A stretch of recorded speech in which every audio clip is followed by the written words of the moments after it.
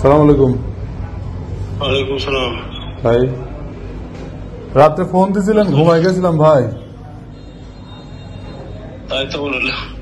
হ্যাঁ, পরে তো ফোন দিতে বললেন, এই জন্য ফোন দিলাম।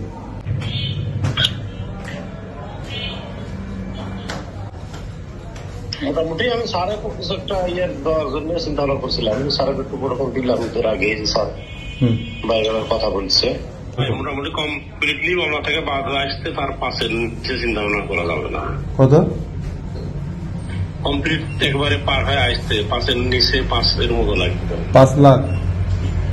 হ্যাঁ, এই জন্য আপনি জানেন যে 3-4টা জায়গা এখানে আছে, আর ওইটা 1 নম্বর আসামি।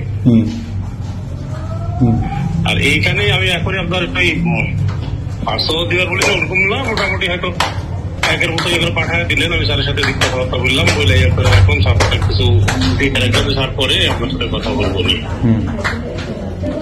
মানে এদের আগে আবার দরকার নাই, কেউ যাবে না, আমি মনে হয় আমি ওদিকে যাবো না।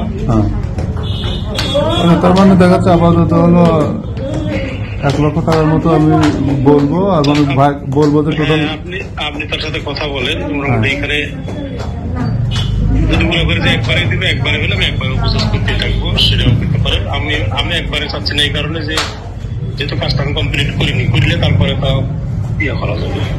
বুঝতে পারছি, এত অ্যামাউন্টটা বেশি হয়ে যায় আমার, মানে বলতেই বুঝছেন। এই একটা মামলা, সে তো ভাবতে পারে যে আমি যেভাবে চলতে। আচ্ছা, আমি না ভাবতেই পারে, আপনি তারা বলেন, তারপরে যেরকম সে বলে।